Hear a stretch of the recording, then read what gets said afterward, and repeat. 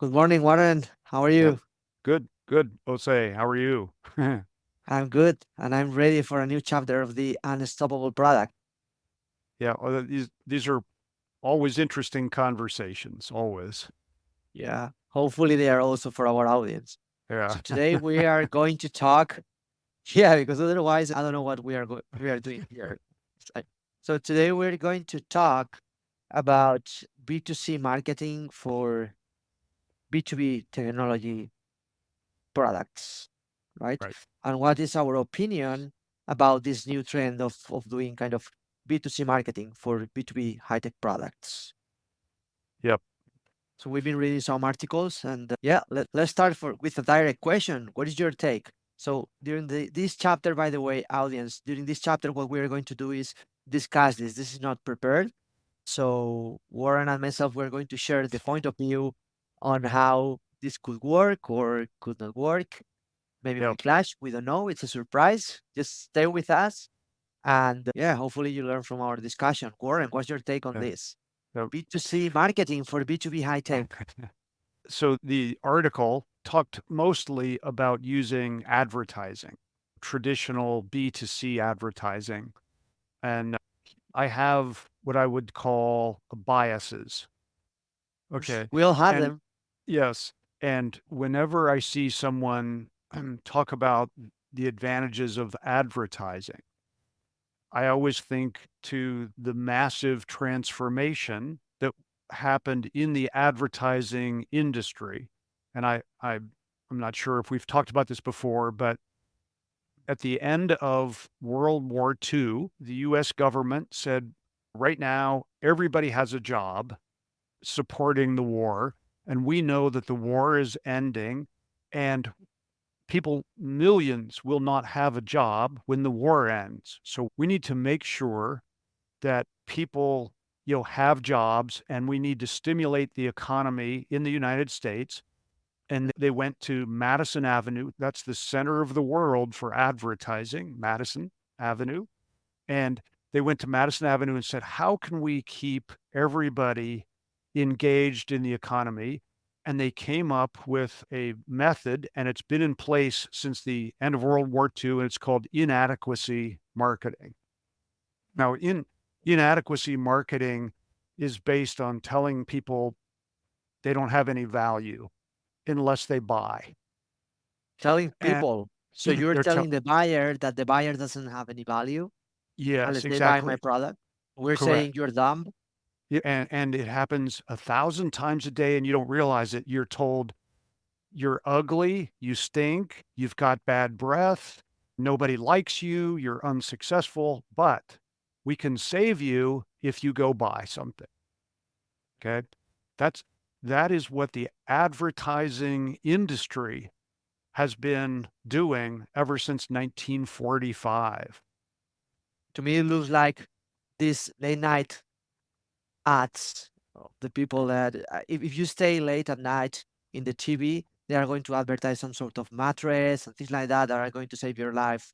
And it's Right. always discounted at 99%. And it's okay, how can you miss that offer? Yes, but also much of it is very subtle and nuanced. So it'll show this big, powerful person, a man, and he's got five girlfriends, right? There, there are girls all around him, and he's just very popular. And he'll go, I love to drink this drink. All right. And what it says is very quietly and subtly is if you don't have five girlfriends, you're a failure. And you could have five girlfriends if you just drink this drink. And it's over and over, and it's just very deep inside the messaging. That sounds like And a tobacco announcement or a tobacco advertising from the 60s. yeah, Like, but it's very common with automotive. They show people who drive a certain car have just tremendous business success, right? And they say it's because he drives this car. magic. Okay, yeah, it is. And all right, so we've this inadequacy marketing of telling people they have no value has been around a long time, and it just seems to be stuck. So I would, number one, question whether or not a B2B company would want to adopt those tactics. That's th those are not those inadequacy messaging techniques they're not really what you want to tell a business buyer. Yeah. Hey, guess what? You have a SaaS company and we're sure it's going to fail. But if you buy from us, then you have a chance of being successful. Yeah. It's just the entire industry is focused on pointing out negative things. So you So, don't think that's the way to, yeah. yeah. So, anyhow, that's the starting point. And the other one that we talk about quite a bit is in high tech B2B, there's a high level of risk. If something fails, there's a lot of cost. So really what the vendor says doesn't matter. It's what you can prove. So it doesn't matter what you say in the advertising.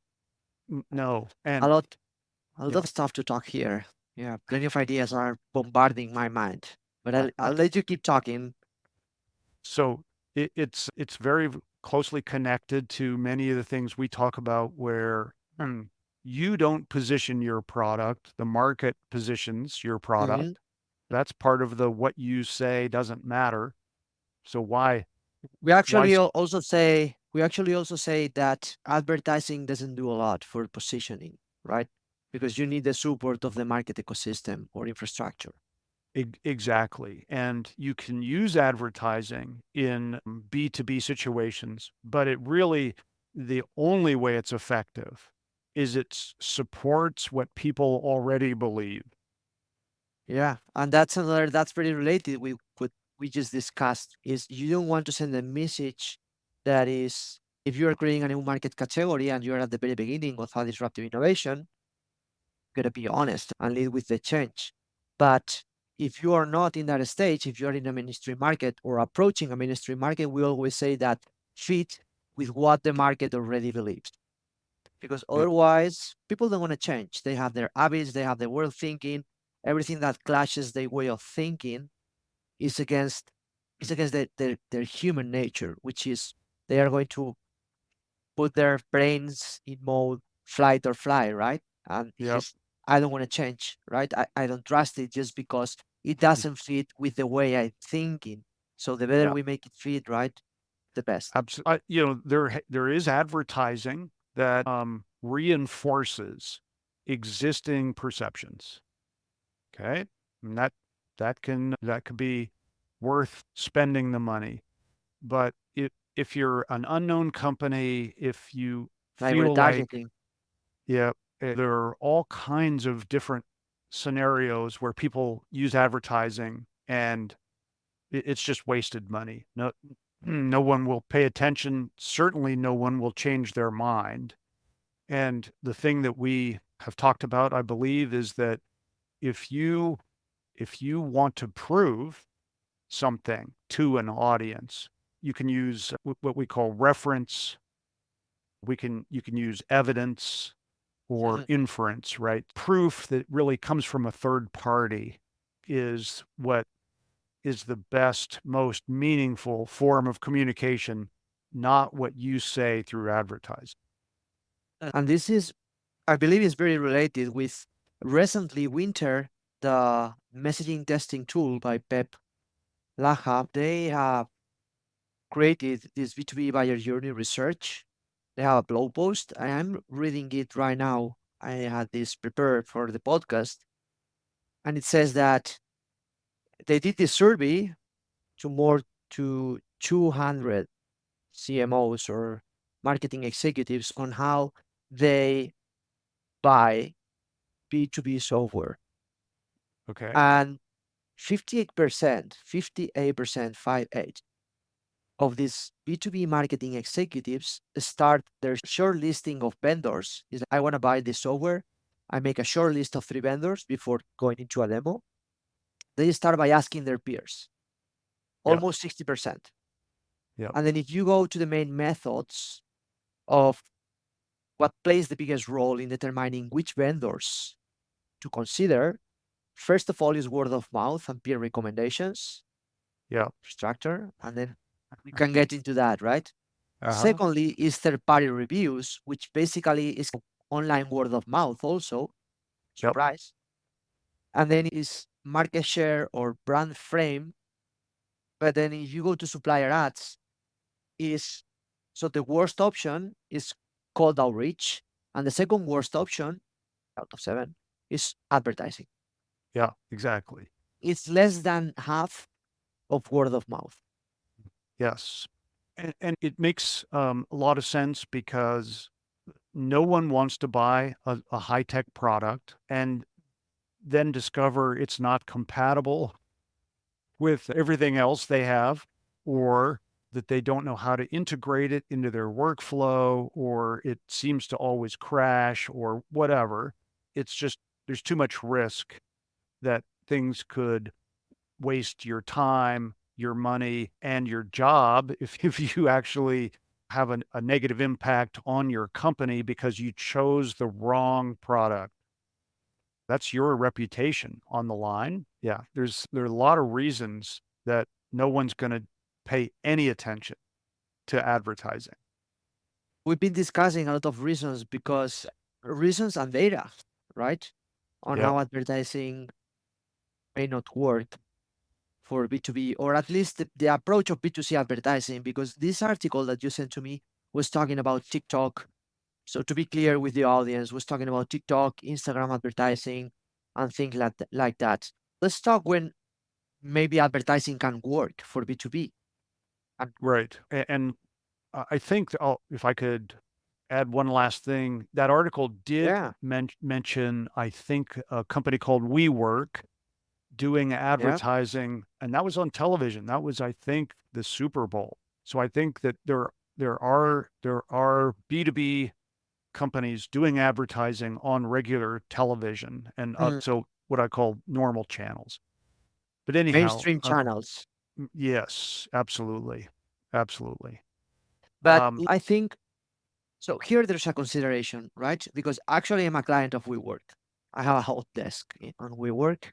huh, When we talk about B2B advertising, there is also one of the things to consider, either to push advertising or not, plus another other things, right? Are we pushing advertising for awareness? Is the first time that the client is going to learn from us? Is the advertising for educating, or is the advertising to convert in sales, right? There are a lot of considerations that we will talk now. But one of the considerations I want to share is the buying, the decision-making unit, right? mhm, So yep, who is going to buy? Is it a committee? Because B2B can be just like me. I decide if I go to a WeWork. So I'm a single decision-making unit. It's the decision maker is me, yep, which means the approach to decision-making is closer to B2C rather than yep, to B. In B2B, you can expect committees from two, three, and maybe up to 12 people or 15. So in some cases, very complex enterprise softwares.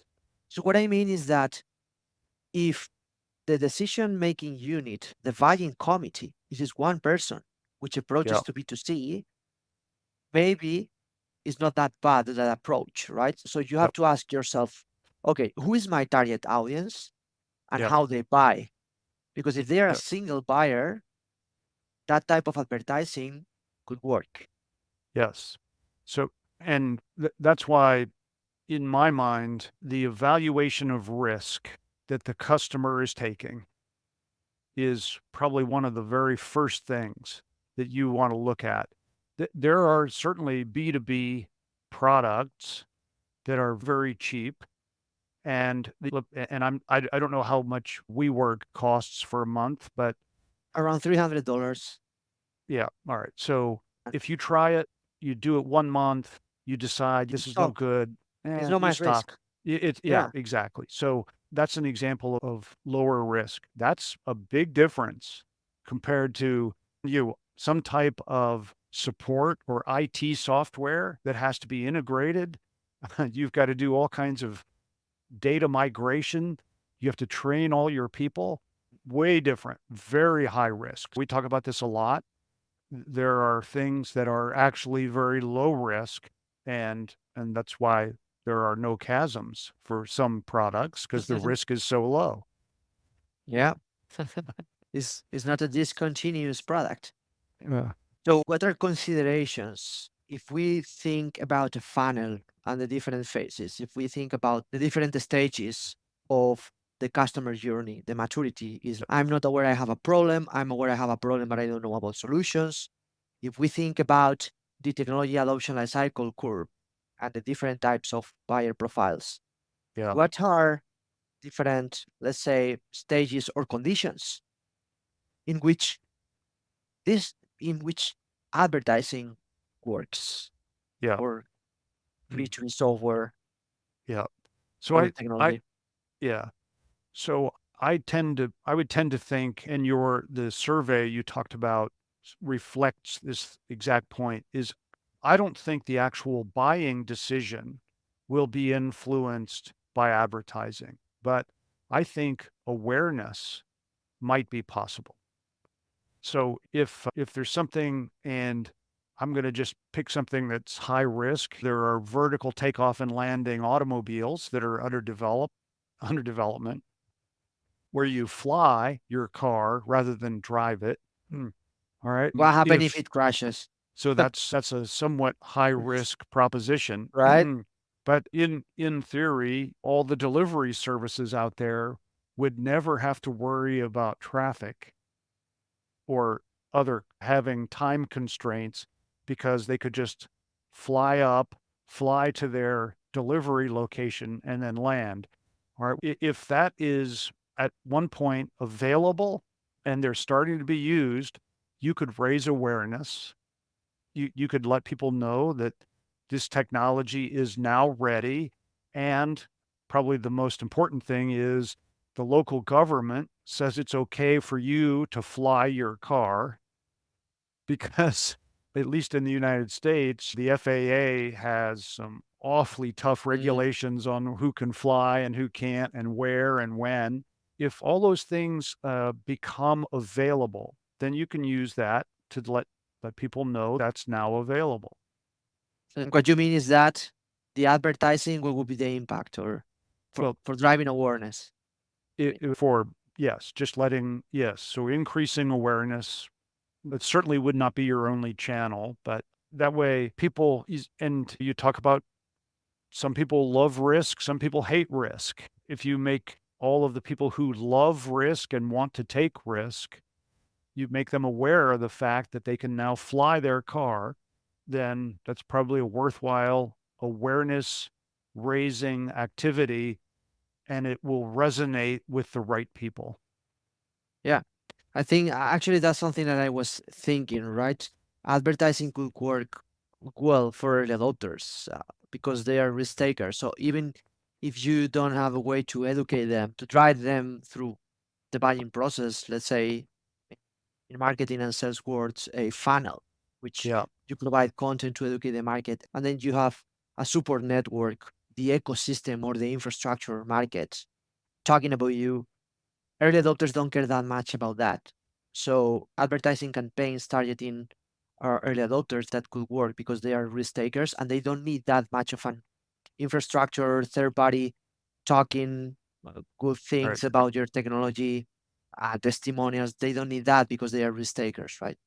But if you go to Yeah, mainstream, it's more entrenched, right? The decision making. You need to educate the market. So probably what you want to do is educate and do advertising for stuff that is to download and educate. Like for example, templates and videos, education videos, and rather than advertising just to get a demo. That's not gonna yeah, work. What's gonna yeah, work is okay, cut through the noise because today it's crazy all the noise that we have. It's everything is constantly bombarding us. Uh, you go to LinkedIn and you don't stop scrolling down, and it's sometimes even make me anxious. You're in Instagram, you're in TikTok, Google advertising. It's so much noise. So at the end of the day, what people is going to do is going to ask because what I'm learning also, and I'm reading a lot more and more, is that people doesn't trust the algorithms anymore, they right? don't, they say that again, they don't trust. the algorithms, the The advertising algorithms. algorithms. Yeah, the Right. algorithm.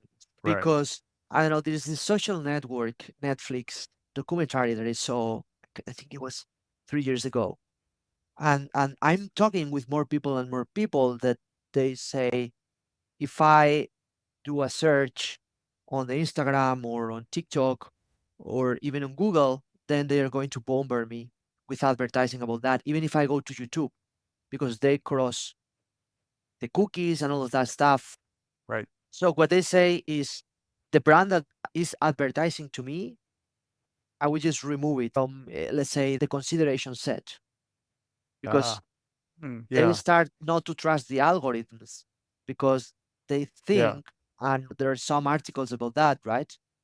That the algorithms at the end of the day, what are doing is actually, I've been in discussions and actually that's what's going on, right? Is the algorithms know how to hack our minds in the sense of, so they're pushing us content that is influencing our minds.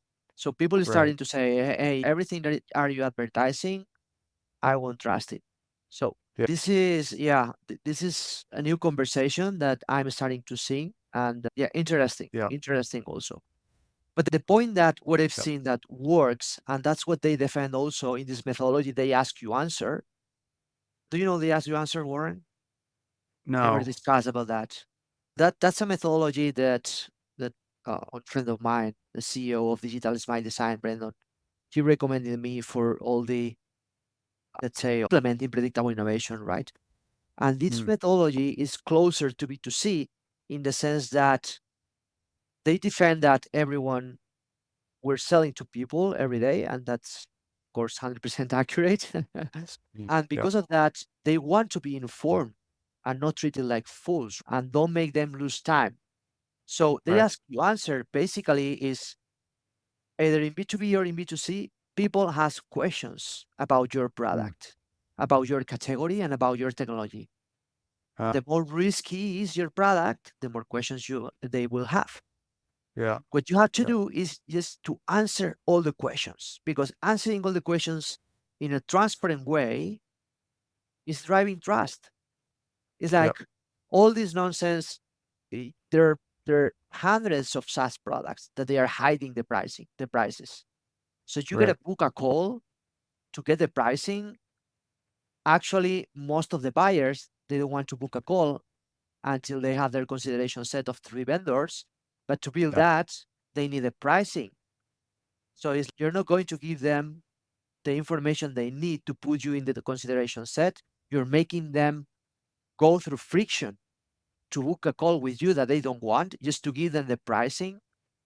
So Yeah. they ask you answer is defends this methodology or way of Mm. thinking that you should just say the pricing in a transparent, in an easy way, legible way, but not just the pricing, everything. Educate your Yeah. customer through the process, which is exactly what we defend. And, and then you can use advertising to educate the customer. And at the same time, you're driving awareness, but you're building Yeah. trust. So it's Mm. not advertising to book a demo. It's advertising Right. to educate and building trust. Yep. So that Yep. type of advertising for B2B with that type of methodology on educate your customer on everything, which at the same time is as you educate, you reduce the risk perception because all Yeah. the objections and hesitation points that they may have to buy from you, you're removing them or you're clarifying them. Yeah. Yeah. So that's a structured method in some ways of creating peer-to-peer communication or word of mouth communication. And it sounds like it's a slightly different channel, but the principle is the same. And I don't know if this is a good analogy, but for this area where I live, there's a Facebook group where people ask for recommendations. Okay. And About and what? About a lot of it is, "Hey, I've always used a Hewlett-Packard printer, but I hear that the Epson printers are very good. Which one would you buy?" And they send it, interesting. and so it's then there are Just 300 joking. people and Yeah, so it's even basic technology. One went by recently about why is my laptop not recharging? Have you connected it And you see to the the responses. outlet? Yeah, you see the responses. Yes, I plugged mine in. It doesn't recharge either. Is there something wrong with Laverno laptops? And there are some very effective methods, but it fundamentally, the foundation is the same, right? It's peer-to-peer communication, word of mouth. The vendor is not involved, Mm. and it's learning from people that you feel are like you. That's that's one of the elements. It's the most Um, powerful one yeah, because can you you just trust them trust them? more.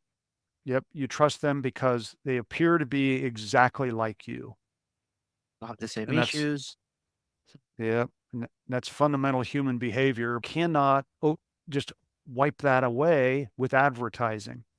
Now, if someone said they really wanted to advertise a B2B product, I think there could be a way of narrow focus Mhm. that would make it more effective.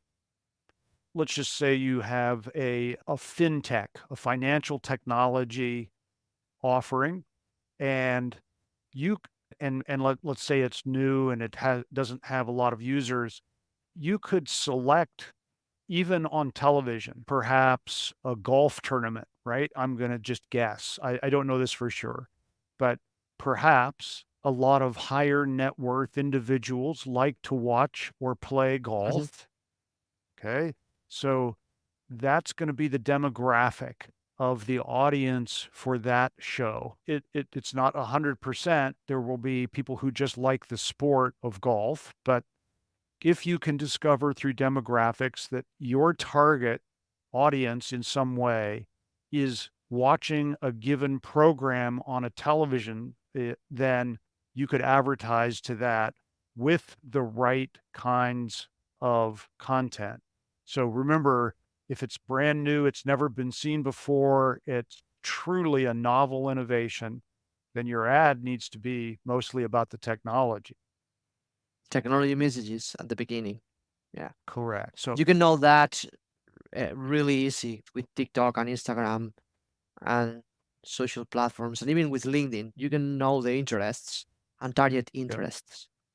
Yeah. So you don't have to do what I think part of the misunderstanding in that article we were talking about is you don't have to just run advertising across the board everywhere, all kinds of publications, all kinds of online Mhm. media everywhere. You can be very strategic about where you Mm. show your ad, and you need to have the right content based on the adoption curve. Mhm. Where and also when in the journey of the customer. Because, for example, uh, advertise ads that are more effective are the ones related with for mainstream are the ones that are retargeting, right? So when Yep, someone told you with word of mouth that your brand exists and this is a mainstream adopter or a yep, buyer, and then they go to your website, you may want to have a retargeting advertising. Okay, because still in very early stages of consideration. So a downloadable, a template, a white paper, something that educates them. So with the advertising, what you are helping is to develop that trust and answer all the questions. You're helping or you're coaching or advising the customer during the yep, buying process. And that's going to build massive trust yep, and also brand availability. Because if they watch all your videos, they read all your articles, they download all your templates, then you're a a top mind brand, sorry. yep, right, yep, And then you're going to get into the consideration set. And then just because of that, they have time when they reach that decision making point, they will talk to you to book a demo. So yep, I'm not a firm believer of this advertising of book a demo because the book a demo is mostly about timing. So what I would do the advertising is in the stages before. in the Yeah. awareness, but mostly in the central stages of education. Right. And it's a matter of timing. Most of the times, what I see is there is a lot of people that is pushing with sales outreach also, which is it's not an advertising, but at the end is they call it well, we call it telemarketing also. It's a type of marketing called outreach. Now we call it sales, but it's been all the life it's been marketing, the cold Yeah. outreach. Now, Yeah. timing is the fundamental most important thing because you can do the biggest cold outreach campaign ever. And then if you are not in this decision making window when someone is finding a solution and buying it within that Yeah. month, uh, it doesn't matter your cold outreach. So timing Yeah. is everything. So advertising by repetition can help with that timing, right? To hit the timing. Yeah. Yeah. So in my mind, there are ways you can be very strategic in selecting how often to advertise, where to advertise, what the content is. And that's very different. And stay away from the consumer model of advertising, which is tell people they're inadequate, that they're a failure. I think this is a great closing, Warren. So thank you so much for the last words. I hope that you all enjoy the discussion. If you have any questions, reach us out. Just comment the podcast, comment the YouTube video, reach us out on LinkedIn. We are available to answer all your questions. Thank you so much for staying with us today. Thank you, Warren. Have a You great bet. day. And you too, Jose. See ya. And see you everyone in 2 weeks here in the Unstoppable Product Show. And by the way, subscribe, follow us, and follow all our discussions.